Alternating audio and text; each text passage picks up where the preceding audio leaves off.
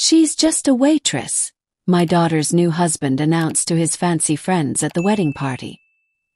He pointed at me like I was something dirty on his expensive shoes. The rich people nodded and whispered while I quietly served their drinks. But then someone yelled out, "Oh my God, she's on television." My son-in-law's wine glass slipped right out of his hands and crashed on the floor. That moment changed everything. I'll tell you everything. First, let me thank you for watching Granny's Voice. Please subscribe and tell us where you're watching from in the comments. We might give you a shout out in our next video. Today's special shout out goes to Rose Lowe from Texas, USA. Thank you for being part of our family. Now, let me tell you everything. The small gift bag in my purse felt like it weighed 1,000 pounds as I walked up to Karen's beautiful house.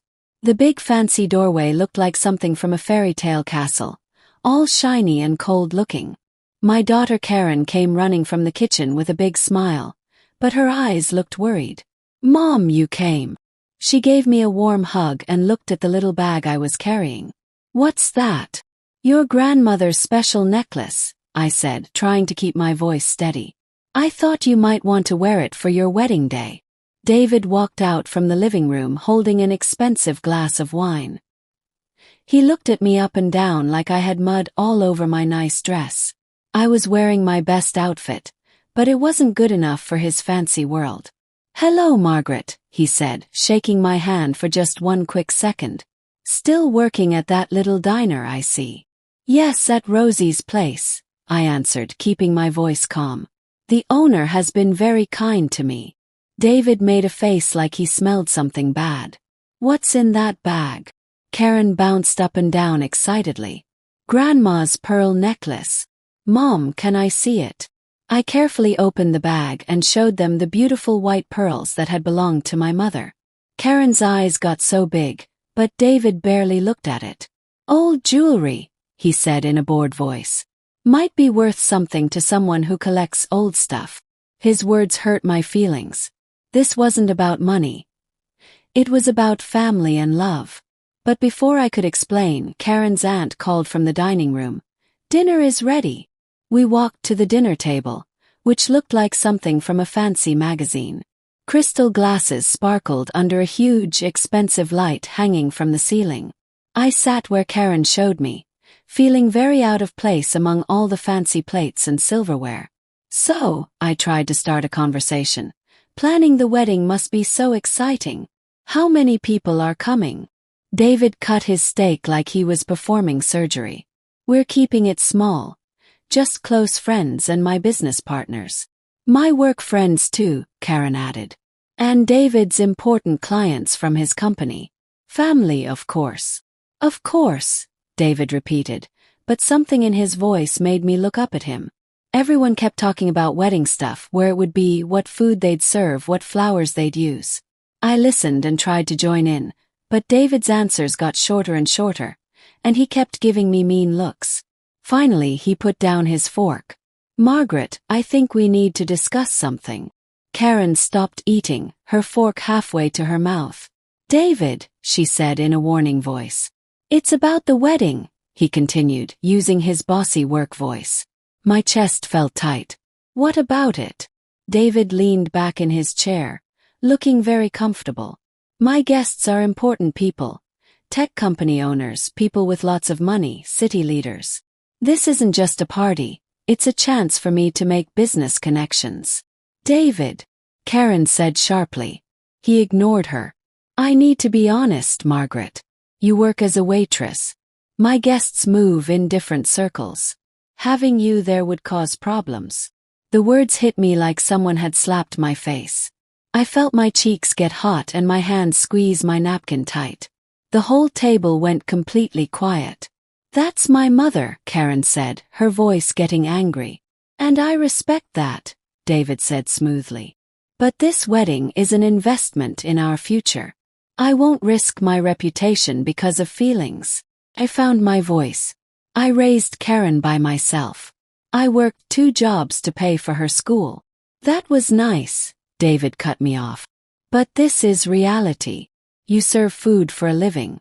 My guests create jobs, start companies, make important decisions. Do you really think you belong in that conversation? The room started spinning a little. Karen was saying something, her voice getting louder, but the blood rushing in my ears made it hard to hear. Karen's aunt cleared her throat, looking very uncomfortable. David stood up, having made his decision. Maybe we should talk about this privately. Margaret, would you come outside with me? The sliding glass door closed behind us with a soft sound, cutting off Karen's angry words from inside. David's backyard was like everything else about his house. Expensive and designed to show off. Down below, workers were setting up white chairs in the garden and hanging pretty lights in the trees. My daughter's wedding was being set up right in front of me. David stood against the railing with the garden behind him, looking like a picture of success. I stood near the door, still holding the little gift bag. Beautiful view, isn't it? He pointed toward the city lights. This house cost me $1.8 million. The wedding alone will cost $150,000. The number hit me like a truck. $150,000. I'd never seen that much money in my whole life, let alone spend it on one day. 150. I started to say. 1,000. David smiled coldly. The flowers cost $12,000. The photographer cost $6,000. Karen's dress cost $10,000. Each number reminded me how different our worlds were. I watched the workers below setting up chairs that probably cost more than my rent. I paid for Karen's college, I said quietly but firmly. 4 years of school, worked double shifts, saved every tip for her apartment and her car. That was then, David interrupted sharply. This is now. She's my responsibility now, and I'm telling you, having you at this wedding would be embarrassing. His words burned like fire. I looked down at the gift in my hands. My mother's necklace that had seemed so special just an hour ago. You can't just dash. I can and I will. David moved closer, his voice getting quieter. Do you understand what this day means? Senator Johnson will be there, the mayor, company bosses who could change Karen's whole future. And you want to do what? Serve them drinks. Through the glass door, I could see Karen walking back and forth in the dining room, her face twisted with worry. She kept looking toward us but didn't come outside. She's my daughter, I said. She's my wife-to-be. David's voice was final. And I won't let you turn her wedding into a pity party. This isn't about family feelings, Margaret. This is about protecting what matters. The workers below had almost finished with the chairs. Row after row of white seats, all facing where my daughter would marry this man, where I wouldn't be allowed to sit. Fine. The word came out so quiet I could barely hear it myself. I won't come. David's face didn't change, but I saw a tiny smile in his eyes. I'm glad we understand each other. I turned toward the door. My reflection in the glass looked old and beaten down. Behind me, David stayed at the railing, probably already planning which important person would sit in what should have been my seat. Margaret! His voice stopped me at the door. Leave the necklace. Karen shouldn't have to deal with complications. I stopped, my hand on the door handle. The gift bag felt impossibly heavy. Without looking back, I stepped inside and walked past Karen's worried face, past her aunt's concerned look. I made it to the front door before Karen caught up with me. Mom, wait. It's okay, sweetheart. I kissed her forehead, still holding the unopened necklace. Congratulations on getting engaged. I walked to my car without looking back, feeling David's cruel words settling into my bones like winter cold. The drive home took me through 3 completely different worlds. David's neighborhood with its perfect lawns and fancy gates slowly changed to middle-class areas, then finally to my part of town where apartment buildings were crowded together like old friends sharing space. My building had no doorman or fancy entrance, just a lobby with bright fluorescent lights and mailboxes that needed painting. I climbed 2 flights of stairs, my legs feeling heavier with each step. Inside my small 1-bedroom apartment, everything was completely quiet. No expensive art on the walls, no crystal glasses catching light from designer lamps. Just photographs of Karen at different ages. Graduation, birthdays, Christmas mornings when money was tight but happiness was everywhere. I put the necklace bag on my kitchen table and stared at it. Grandma's pearls, passed down through 3 generations of women in our family. Worth something to someone who collects old stuff, David had said, like its only value was how much money someone would pay for it. I pulled out my calculator from the desk drawer under old bills and expired coupons. I started adding up numbers. Karen's college, $38,000 per year. Her dorm room and food $15,000 each year. Her car. I'd saved $2,500 for the down payment. Her apartment deposit when she moved out. Another $1,800. The numbers got all blurry. Over $180,000 earned one table at a time, one tip at a time, one smile at a time. 18 years of working double shifts with aching feet and tired smiles for customers who barely saw me as a real person. My phone buzzed. Karen's name showed up on the screen. Mom, her voice was thick with tears. I'm so sorry about tonight. It's okay, honey. It's not okay. David had no right to talk to you like that. You're my mother. You should be at my wedding. I closed my eyes, listening to her pain. Sometimes life isn't fair, Karen, but I'll find a way to be there for you somehow. How? David meant what he said.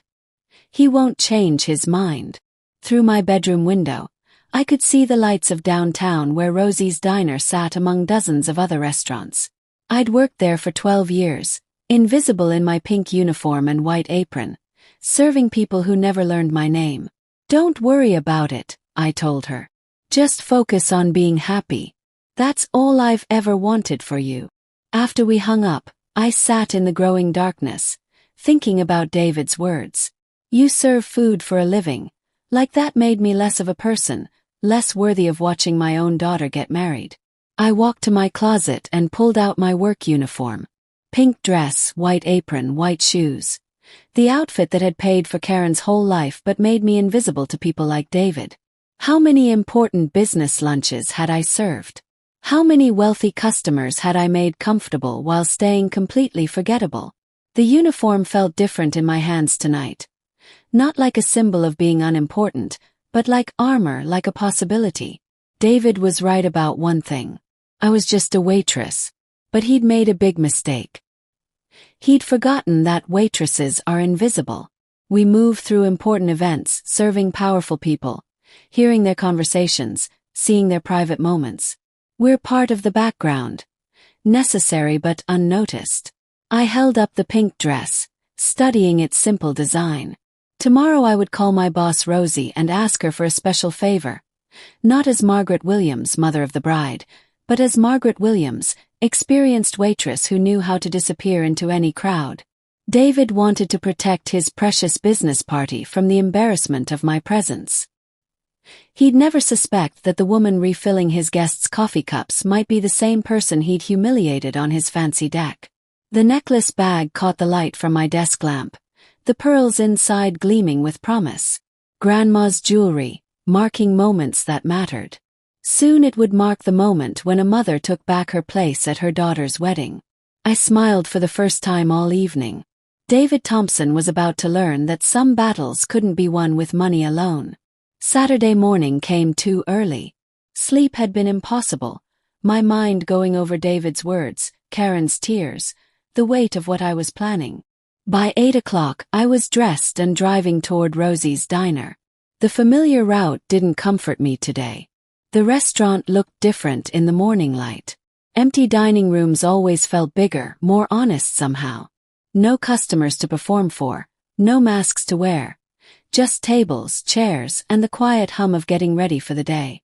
Rosie's old truck sat in the parking lot. But I needed this conversation to happen before the breakfast rush, before other servers arrived with their weekend energy and gossip. Inside, the coffee machine was already brewing. Rosie stood at the grill, flipping pancakes with mechanical precision. Her experienced hands moved in practiced rhythm. 15 years of friendship had taught me to read her moods. Today she seemed troubled.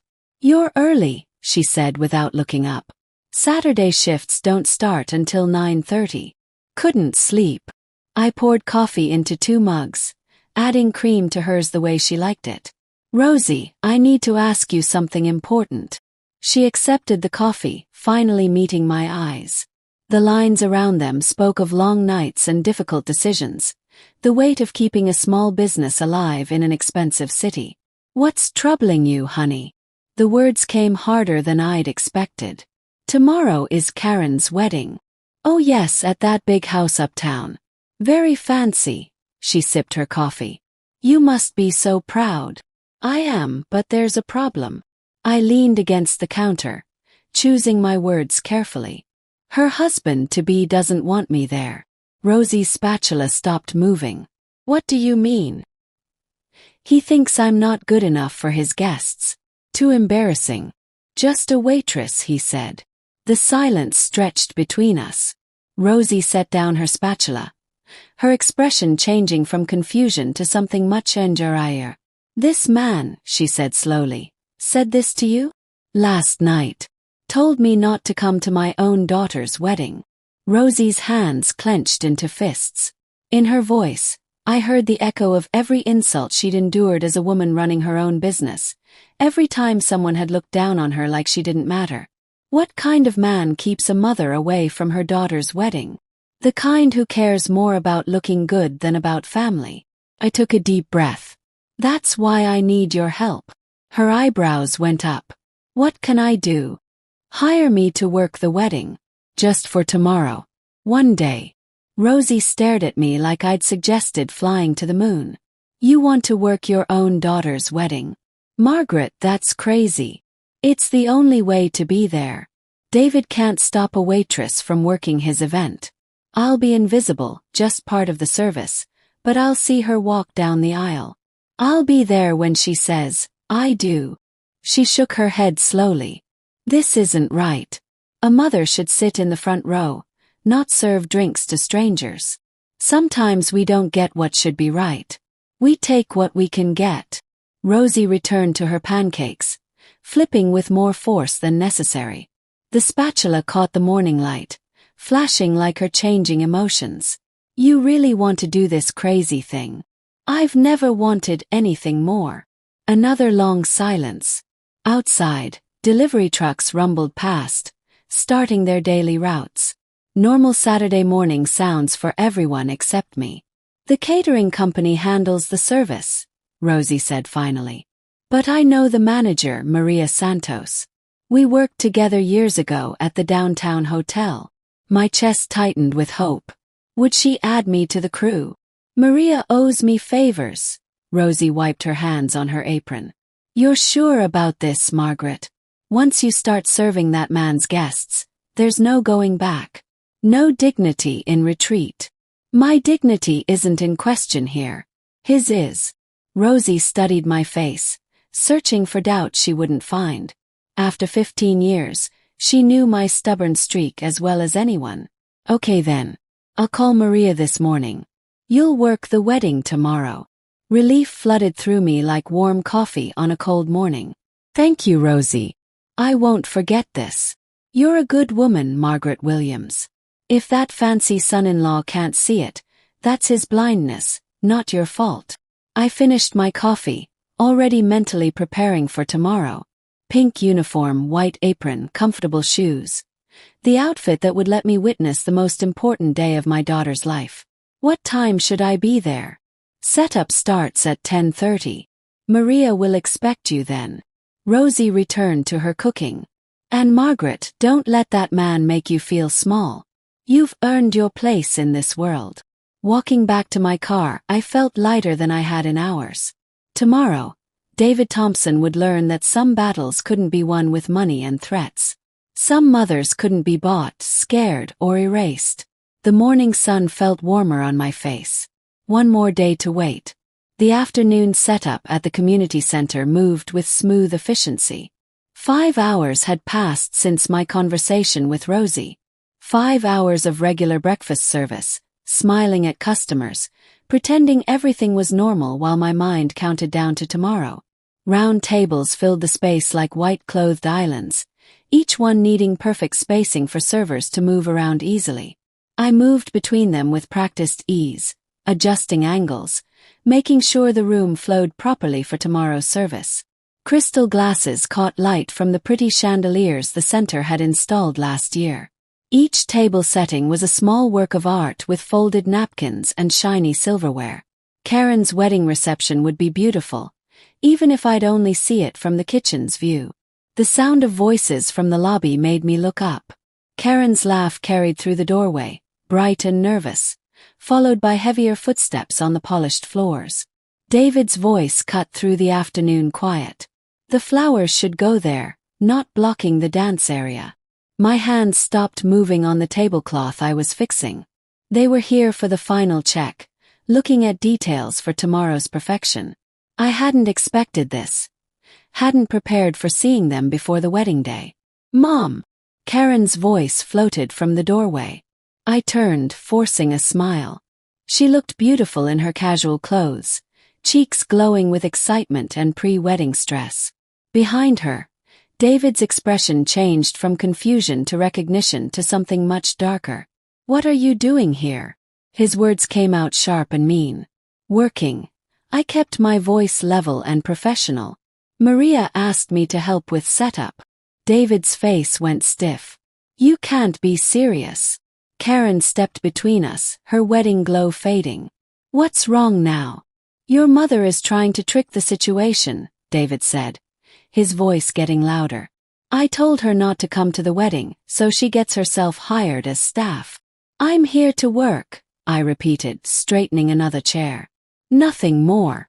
This is manipulation." David's control cracked. "You want to embarrass me in front of my guests." The accusation hung in the air like broken glass. Karen's hands pressed to her mouth, her eyes wide as she realized her wedding day was becoming a battlefield. "Stop it, both of you." Her voice cracked with emotion. "This is supposed to be the happiest day of my life." David pointed at me like I was contaminating his perfect event. "She's doing this on purpose, making herself the victim, forcing her way into spaces where she doesn't belong." "I belong wherever my daughter is," I said quietly. "Not anymore." David's mask of politeness finally slipped completely. "She's my responsibility now. My wife, my guests, my event.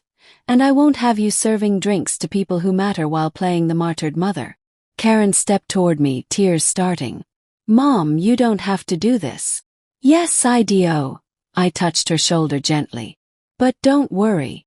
Your guests won't even notice I'm there. I'll just do my job." "Your job," David spat, "is to stay away. This wedding costs more than you make in 4 years. I won't let you turn it into some pathetic statement about your wounded pride." The numbers again. Always back to money with him, like dollar amounts determined how much a person was worth. "My pride isn't wounded," I said. "It's intact." David's laugh was harsh and mean. "Is it? Then why this act? Why not accept that some doors are closed to you?"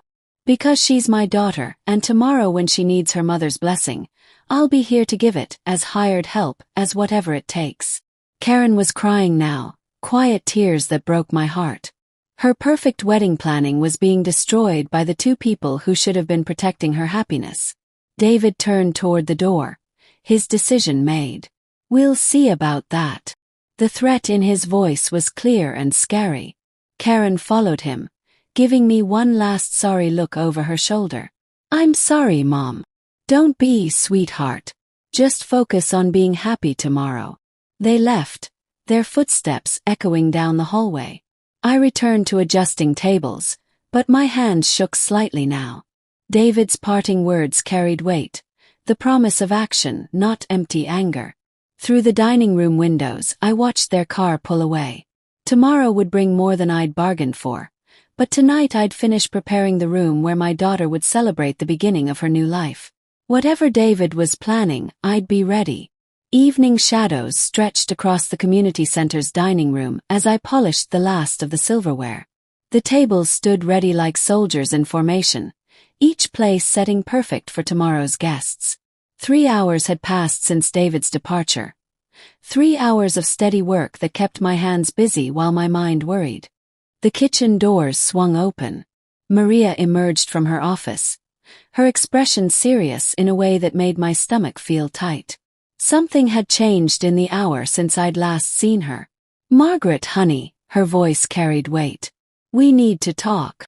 I set down the silver serving spoon I'd been polishing. "What happened?" Maria pulled out a chair at the nearest table, settling into it like someone carrying bad news. The gesture itself was telling. Maria rarely sat during work hours. "Your son-in-law came back." My hands went still. "When?" "About an hour ago. Drove up in that expensive car, marched in here like he owned the place." Maria's weathered face grew hard. "Made me an offer he thought I couldn't refuse." The words hit like ice water. David hadn't accepted defeat at the community center. Of course he hadn't.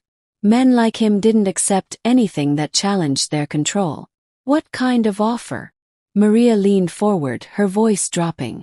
$4,000 cash for not letting you work tomorrow." The number stunned me. 4,000 was more than I made in 6 weeks. Money that could really help Maria's struggling catering business. The casual mention of such an amount showed how desperate David had become. "What did you tell him?" "I told him my word isn't for sale." Maria's eyes flashed. Then he got angry, started talking about health inspectors, business license reviews, how many important people he knows in city government. My chest felt tight. David wasn't just trying to buy Maria's cooperation. He was threatening her livelihood, the small business that had taken 10 years to build. "Maria, you don't have to dash." "Stop," she held up her hand. "You think I survived 10 years in this business by backing down from bullies? Your son-in-law made a mistake. He showed me who he really is." The quiet intensity in Maria's voice was more frightening than any shouting. This was a woman who'd built something from nothing, who understood the difference between strength and power. "What exactly did he say?" "That you were obsessed, unstable, that letting you work would put his guests in danger." Maria's mouth twisted with disgust. "Then he offered more money, $7,000. Like I'm some immigrant who doesn't understand American values." The full picture became clear. David wasn't just embarrassed by my presence. He was genuinely afraid of what I might do, what I might say to his important guests. The control he'd worked so hard to establish was slipping. "I'm sorry he threatened you." "Threats?" Maria laughed, but there was no humor in it. "Let him try. I have friends too, not rich friends but good friends who understand loyalty." I resumed polishing silverware, needing the motion to process what I'd learned. David's desperation ran deeper than wounded pride. This was about something fundamental. His need to control every aspect of his world, to eliminate any variable that might expose his insecurities. "So what happens tomorrow?" "Tomorrow you work." Maria stood, decision made. "I expect you at 10:30, and if your son-in-law wants to make trouble, he'll discover that small business owners know how to fight back." The silverware gleamed under the dining room lights, each piece reflecting a distorted image of my face. Tomorrow I'd use these same utensils to serve David's guests, moving through his perfect event like a ghost he couldn't get rid of. "Thank you, Maria, for everything." "Don't thank me yet," her expression grew troubled. "Men like your son-in-law don't give up easy. Tonight he'll be making more phone calls, pulling more strings. Tomorrow might not go the way either of us expects." I looked around the dining room one final time. Chairs lined up perfectly, glasses sparkling, flowers arranged with artistic precision. Karen's wedding reception was ready for guests who would never know about the battle being fought for access to it. "Let him make his calls," I said. "Tomorrow I'll be exactly where I belong." Maria nodded, heading back toward her office. "Remember, Margaret, we're not just fighting for tomorrow. We're fighting for the right to exist in the same world as our children." The weight of her words settled over me like evening shadows. This wasn't about a wedding anymore. It was about something much larger: dignity, respect, the right to be present for the moments that mattered most. Tomorrow would test everything I believed about myself, everything I'd taught Karen about standing up for what's right. David Thompson was about to learn that some mothers couldn't be bought, threatened, or erased. I finished the last piece of silverware and turned off the dining room lights. One more night to prepare for the most important performance of my life. 20 hours of waiting had led to this moment. The banquet hall sparkled under crystal chandeliers, every surface polished to perfection. White roses flowed from tall centerpieces, their petals catching the evening light like scattered diamonds. I moved through this elegance, carrying a silver tray of sparkling apple cider, invisible in my pink dress and white apron. The first guests arrived exactly at 4:30. Tech company owners in expensive suits, business investors whose casual conversations involved millions, city officials whose handshakes could change laws. David's people, the ones who mattered in his carefully built world. Apple cider. I offered the tray to a distinguished woman in pearls. Her evening gown probably cost more than I earned in 4 months. "How lovely," she smiled, accepting a glass. "What an elegant celebration. David certainly knows how to host." Through the crowd, I caught sight of the head table where Karen glowed in her wedding dress, radiant despite the undercurrents swirling around her special day. David stood beside her, greeting guests with practiced charm, though his eyes kept finding me across the room. An elderly gentleman in a perfectly tailored suit approached my station. "Excellent service, young lady. You're very attentive." "Thank you, sir. Would you care for an appetizer?" He selected a shrimp puff from my tray. "You carry yourself well. Not many servers have such natural grace these days." The compliment warmed me more than it should have. Natural grace. If only he knew the years of training that had created this ease of movement, this ability to navigate social spaces with quiet confidence. "Margaret has worked with us for many years." Maria's voice came from behind me. "One of our finest staff members." The gentleman nodded approvingly. "It shows. Proper service is becoming a lost art." David's voice carried across the room as he laughed at someone's joke, but his laughter seemed forced, his glances in my direction increasingly frequent. Each time our eyes met, I saw the same calculation, wondering when I might crack, when the humiliation might become too much. A young woman in a stunning blue dress approached. "Excuse me, could you help my grandmother to her seat? She's having trouble with her walker." "Of course." I set down my tray and offered my arm to the elderly lady, guiding her carefully between tables. Her grateful smile reminded me of similar moments from long ago, when courtesy wasn't just professional training, but natural instinct. "Such a lady," she murmured.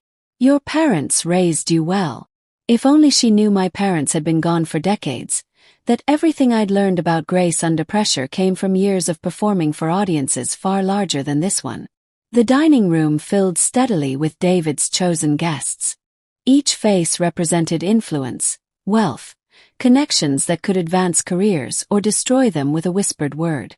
They spoke in the casual tones of those accustomed to power, discussing stock options and political appointments like others might talk about weather. Karen caught my eye from across the room and offered a subtle smile. Grateful, apologetic, proud.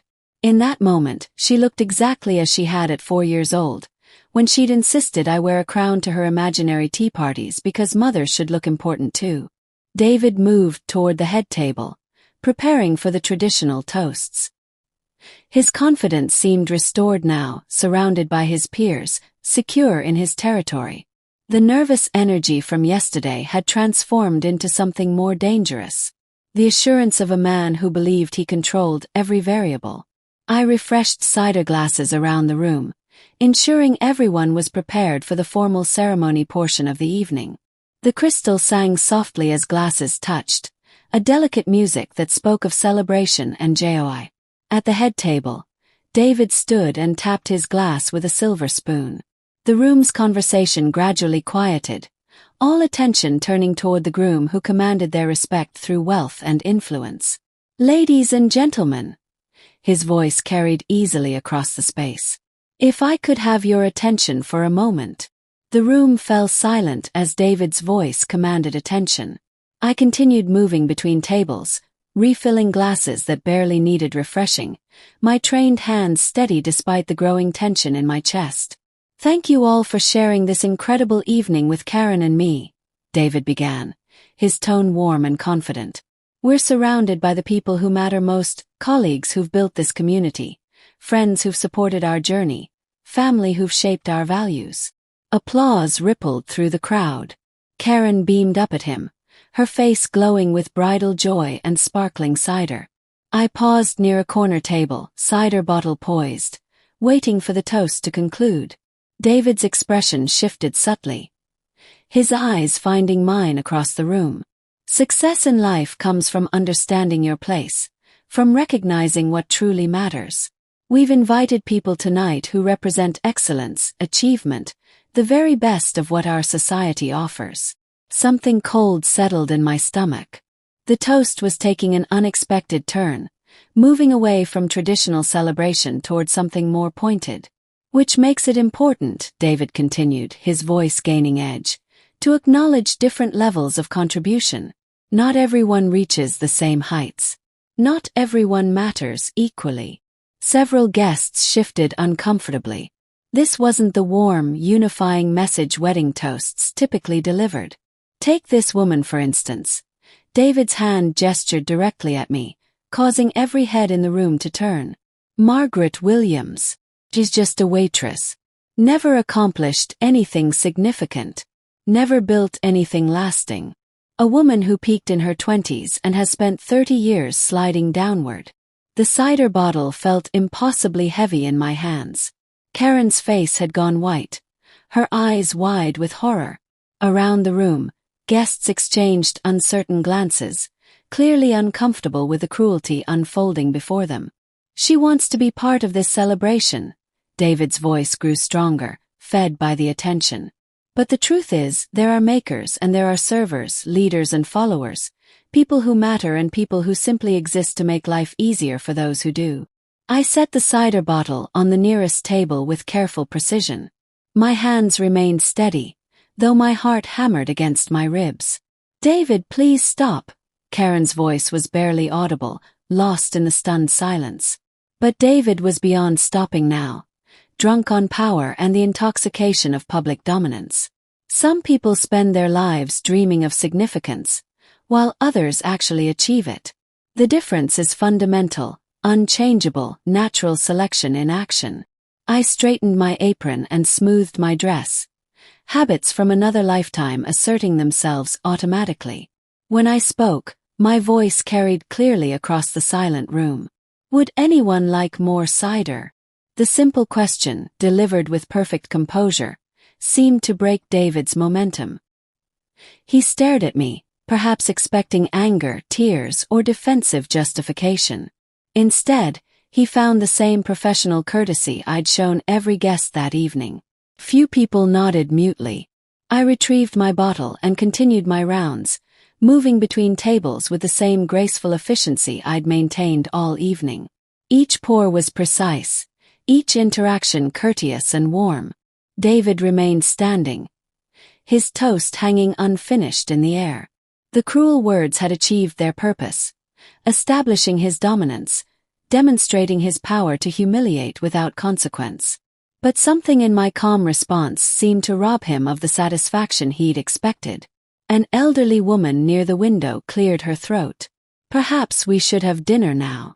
Others murmured agreement, grateful for any escape from the uncomfortable moment. Karen pressed her napkin to her eyes, trying to preserve her makeup while processing the horror of what had just occurred. I reached their table last, approaching with the same professional demeanor I'd shown everyone else. More cider for the bride and groom. Karen looked up at me with tears threatening to spill. Mom, I'm so sorry. It's your wedding day, sweetheart. Nothing else matters. David watched our exchange with narrowed eyes, perhaps realizing that his public attack had failed to break me as intended. If anything, my composure made his cruelty appear petty and small. The room buzzed with uncomfortable energy, guests struggling to process what they'd witnessed. Conversations restarted gradually, but the celebration's joy had been poisoned by David's display of power. I moved toward the kitchen to check on the next course, leaving behind a room full of people who would remember this evening not for its elegance, but for the moment when a groom chose cruelty over celebration. The damage was done, but I was still standing. 12 minutes had passed since David's toast, and the room still hummed with residual discomfort. Conversations had resumed, but they carried an artificial quality. Guests working harder than usual to maintain festive spirits. I continued my service rounds, offering second helpings and clearing plates with the same quiet efficiency. Near the far wall, a young man in his 20s sat scrolling through his phone, occasionally glancing at the television mounted above the refreshment table. The community center kept classic shows playing during events. Maria's touch of old-fashioned charm that distinguished her venue from sterile hotel ballrooms. The young man's attention drifted between his device and the screen where black and white images flickered in the background of the wedding chatter. Something caught his focus, causing him to lean forward and study the television more intently. I was clearing glasses from a nearby table when I heard his sharp intake of breath. "Oh my goodness," he said loud enough to catch his companion's attention. "She's on television." Several guests looked up from their conversations, following his gaze to the screen above the refreshment table. The young man's excitement was infectious, drawing more eyes toward whatever had captured his interest. "That's the same woman," his voice carried clearly across the dining room. "The waitress." The word rippled through nearby tables like a stone dropped in still water. Heads turned between the television screen and my position near the dessert station, trying to understand the connection being made. An elderly woman in an emerald dress peered over her glasses at the screen, then at me, then back again, her face transformed with recognition and wonder. "I remember that show," she said, her voice trembling with excitement. "She was wonderful. Such presence, such natural ability." More guests were turning now, drawn by the growing commotion. The television showed a young woman in a nurse's uniform, her face earnest and hopeful as she spoke to someone off camera. The image was crisp despite its age, every detail clear under the center's careful lighting. "That's definitely her," another voice confirmed. 25 years younger, but absolutely the same person. I felt the weight of every gaze in the room settling on me like spotlights. The careful invisibility I'd maintained all evening evaporated in an instant, replaced by the uncomfortable exposure I'd spent decades avoiding. David's cider glass slipped from his fingers, hitting his plate with a sharp crack that seemed to echo through the sudden quiet. His face had gone pale, mouth slightly open as he stared between the television and me. "Ladies and gentlemen," the young man called out, now standing in his excitement. "We have a genuine television star serving our cider." The revelation spread through the room like wildfire. Guests pulled out phones, searching entertainment databases and streaming services. Elderly attendees shared memories of seeing my show on television, their voices growing animated with nostalgia and discovery. "Margaret Williams," one woman read from her phone. 5 seasons on City Hospital, between 1985 and 1990. Emmy nomination for Outstanding Supporting Actress. Karen's hands pressed to her mouth, her eyes wide, not with shame, but with dawning understanding. She was seeing her mother's sacrifices through new eyes, comprehending the magnitude of what I'd given up for her future. I continued clearing the table in front of me, my movements unchanged despite the scrutiny. The young woman on the television screen delivered her lines with passion and conviction, while the older woman in the dining room simply did her job. "Why didn't you say anything?" a guest called out, his tone respectful rather than mocking. I looked up from the plates I was stacking, meeting his gaze with the same quiet dignity I'd maintained all evening. "Tonight isn't about me." The simple response seemed to deepen the room's fascination. Here was a woman who had commanded television screens, who had been recognized and celebrated, now serving cider without seeking recognition or special treatment. David remained frozen at the head table, his elaborate plans for dominance crumbling around him. The woman he'd publicly dismissed as insignificant had just been revealed as someone who had achieved exactly the kind of recognition David desperately craved. Around the room, phones emerged as guests searched for clips and photographs, eager to connect their glamorous discovery with the gracious server who had impressed them all evening. The television continued playing, indifferent to the drama unfolding in its glow. The room pulsed with excited whispers and pointing fingers. Guests huddled around phones, searching for clips and photographs, their faces bright with the thrill of discovery. I continued holding my empty serving tray, feeling the weight of every gaze, but maintaining the same professional posture I'd carried all evening. The whispers grew louder. 5 seasons between 1985 and 1990. Emmy nomination. I remember watching her every week. The excitement was infectious, spreading through the dining room like ripples on a pond. I set my tray on the nearest table and slowly untied my apron. The simple gesture felt monumental, like removing a costume I'd worn for too long. Beneath it, my pink dress remained, but something fundamental had shifted.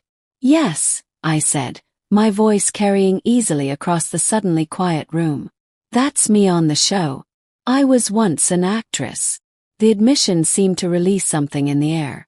Guests leaned forward, drawn by the quiet confidence in my tone. "But when Karen was born," I continued, glancing toward my daughter's tear-streaked face, "I chose family. I chose love over spotlights, steady work over uncertain fame. And I've never been ashamed of serving others, of honest work that paid for my daughter's education and future." Karen pushed back her chair and moved toward me, her wedding dress rustling against tables as she navigated through the crowd. Other guests stepped aside, creating a path between us. "Mom," her voice broke on the word. "Why didn't you ever tell me?" I reached out and took her hands, feeling their tremor through her white gloves. "The past doesn't define us, sweetheart. What matters is that I'm here with you on the most important day of your life." Tears spilled down her cheeks, carrying mascara in dark trails. "You gave up everything for me." "I gained everything," I corrected. "A daughter who became an extraordinary woman. 25 years of watching you grow, learn, succeed. No role could have given me that." Around us, the room had fallen completely silent. Even the kitchen staff had emerged from their station, drawn by the emotion unfolding in their dining room. An elderly man near the windows stood first. "You're a true lady, ma'am." The words seemed to break a dam. Other guests rose, their applause starting tentatively but growing stronger. Soon the entire room was standing, celebrating not the revelation of a former celebrity, but the recognition of genuine character. "To Margaret," someone called out. "To real women who choose family," another voice added. The applause continued, warm and sustained. I looked around at faces that had witnessed my humiliation an hour earlier, and now showed nothing but respect and admiration. Karen wrapped her arms around me, her wedding veil cascading over both our shoulders. "I'm so proud to be your daughter." At the head table, David remained seated, his face pale and his cider glass forgotten in his hand. The woman he had publicly dismissed as insignificant now faced the reality of what he'd done, humiliated a respected actress in front of people who would remember this moment for years. The applause gradually faded, but the energy in the room had completely transformed.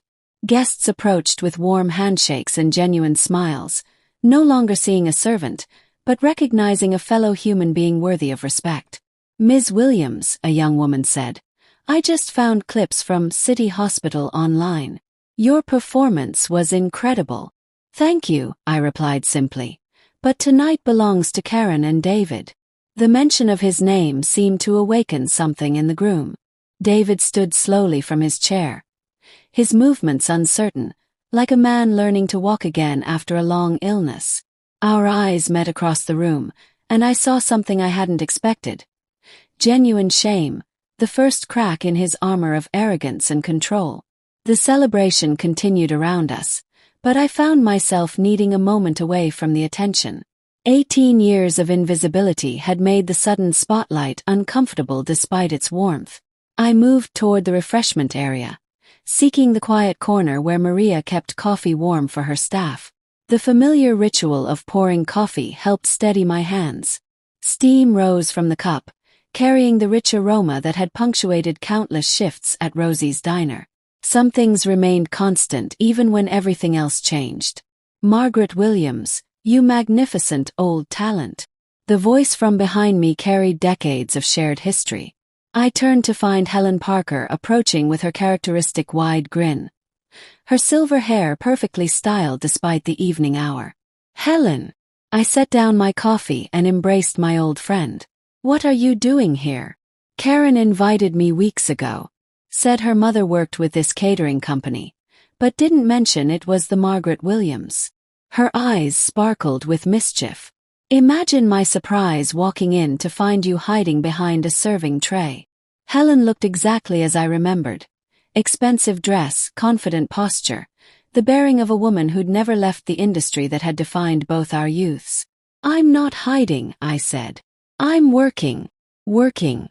Margaret, do you know what's happening with your old shows?" The information felt surreal.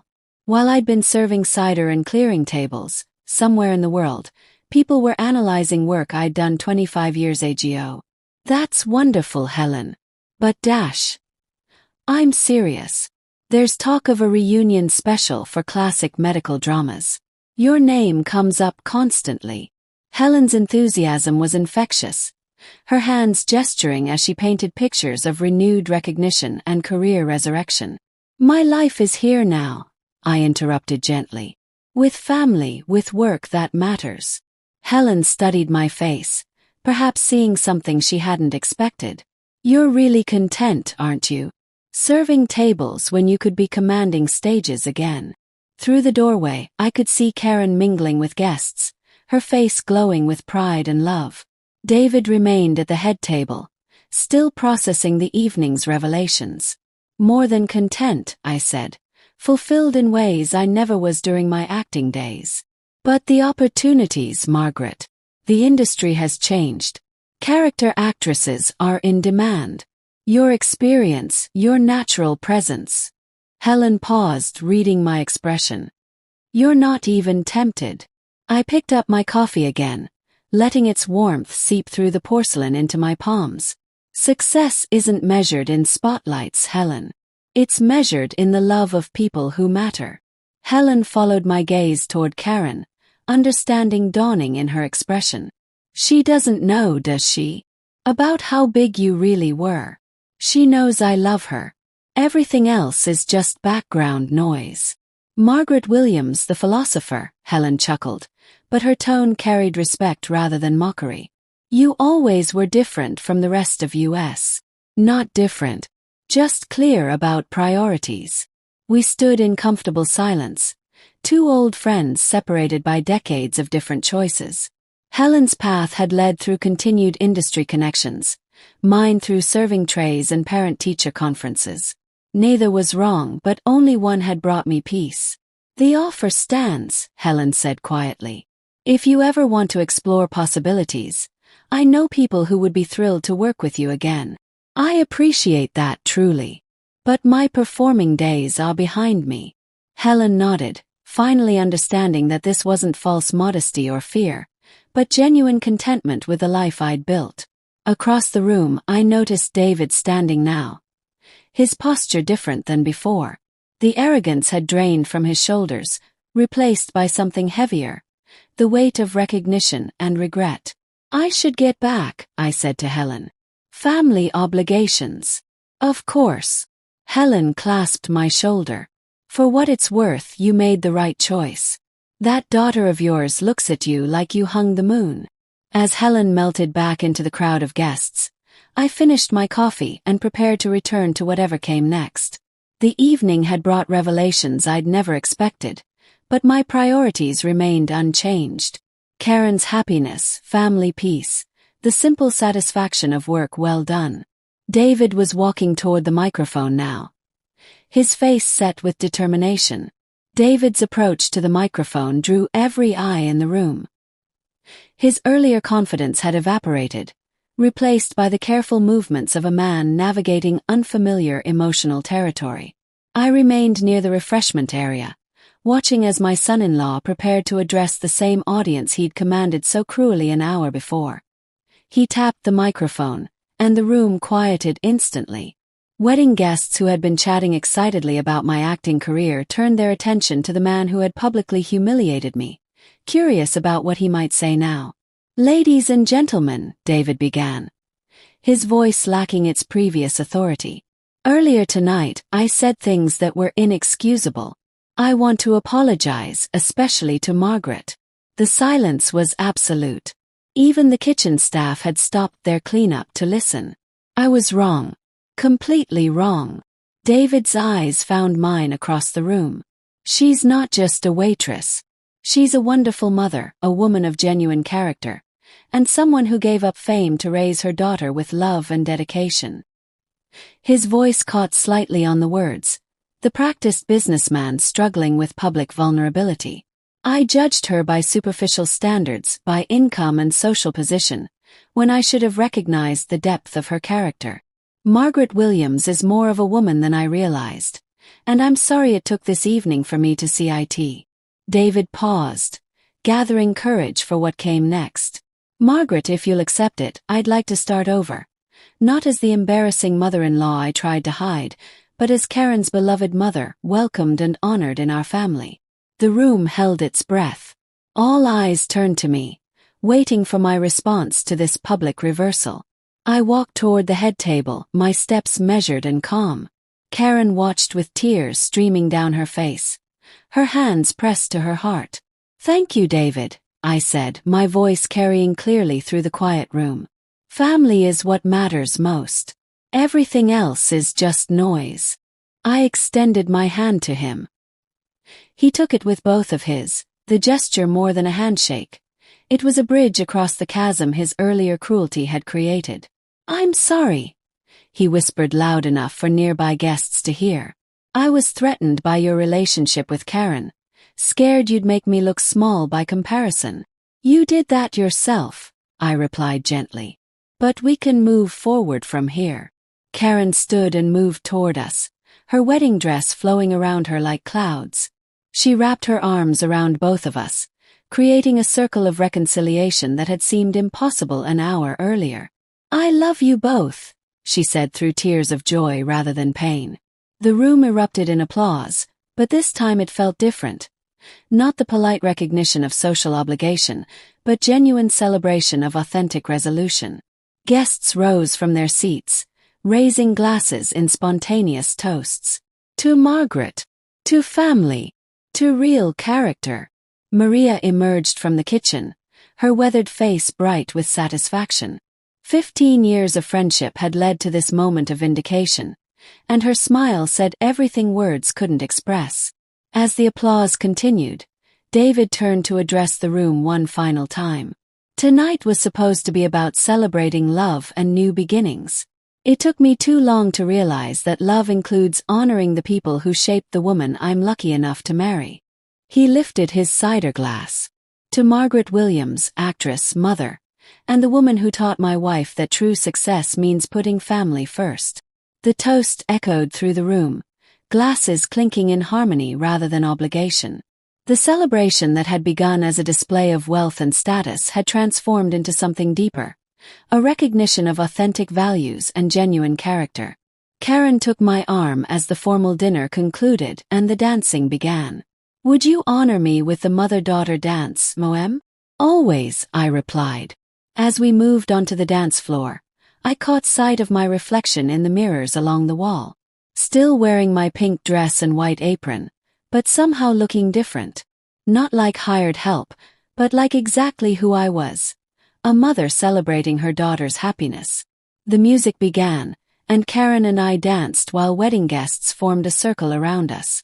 David watched with a genuine smile, his earlier arrogance replaced by what looked like gratitude.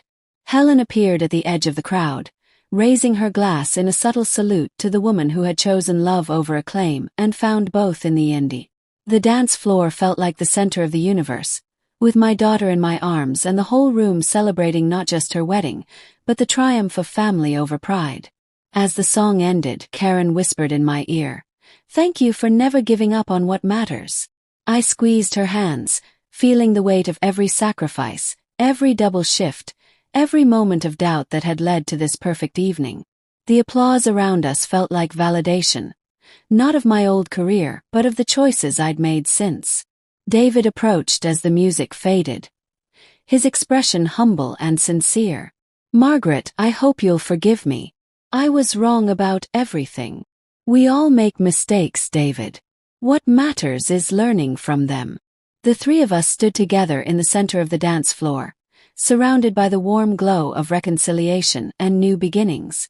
The evening had transformed from a nightmare into a dream. Not the kind of dream I'd once chased on television screens, but the deeper dream of family unity and respect. As the guests began to mingle again, I looked around the room one final time. These people would remember tonight not as the evening they discovered a former television star, but as the night they witnessed the power of authentic character. The pink dress I'd worn as armor had become a badge of honor. The apron I'd used to disappear had instead revealed who I truly was. And the daughter I'd raised with love and sacrifice stood beside me, proud to call me him. The rest of the evening passed in a blur of congratulations, warm handshakes, and genuine connections with people who now saw me not as invisible help, but as a woman worthy of respect. Maria found me as the cleanup began, her eyes bright with tears of joy. "You did it, Margaret. You showed them all." "We did it together," I corrected. "Thank you for believing in me." As the last guests departed and the lights dimmed, I helped fold the tablecloths and stack the chairs. The same tasks I'd done countless times before, but tonight they felt like acts of celebration. The community center grew quiet, holding the echoes of laughter and applause, of cruel words transformed into genuine apologies. Karen and David waited for me by the door, no longer the awkward family triangle of the morning, but a united family ready to face the future. "Ready to go, Mom?" Karen asked, linking her arm through mine. "Ready," I replied, taking one last look at the room where I'd fought for my place and won. Outside, the night air felt crisp and full of possibilities. The parking lot that had seemed so intimidating that morning now felt like the starting point of something new. David cleared his throat as we reached our cars. "Margaret, I hope you'll consider joining us for Sunday dinner next week. As family, not as staff." "I'd like that very much," I said, meaning every word. As I drove home through the same neighborhoods that had marked my earlier journey, everything looked different. The fancy areas no longer seemed exclusive, the middle-class sections no longer felt like compromises, and my own neighborhood felt like exactly where I belonged. My apartment building's simple lobby welcomed me with its honest fluorescent lights and well-worn comfort. Climbing the stairs felt easy tonight, my legs carrying me up with the lightness of victory. Inside my apartment, the photographs of Karen at various ages seemed to glow with new meaning, not just memories of sacrifice, but evidence of triumph. I set Grandma's pearl necklace on the kitchen table, no longer a rejected gift but a symbol of heritage preserved. Tomorrow I would give it to Karen properly, as a wedding gift from one generation to the next. The calculator I'd used to add up the cost of her education still sat in the drawer, but tonight those numbers felt different. Not like proof of struggle, but evidence of investment. Every double shift, every aching foot, every polite smile for difficult customers had led to this moment of vindication. My phone buzzed with a text from Karen. "Thank you for being the most amazing mother in the world. I love you more than words can say." I typed back, "Thank you for being worth everything. Sweet dreams, my beautiful daughter." Settling into my favorite chair by the window, I looked out at the city lights that had witnessed my journey from television studios to restaurant tables to wedding victory. The uniform hanging in my closet, pink dress, white apron, comfortable shoes, no longer felt like a costume of invisibility. Tomorrow I would wear it with pride, knowing that honest work had earned me something no amount of fame could provide. The respect of my daughter, the acknowledgement of my worth, the satisfaction of choosing love over ambition. My reflection in the dark window showed a woman transformed, not by recognition or applause, but by the quiet knowledge that she had fought for what mattered and won.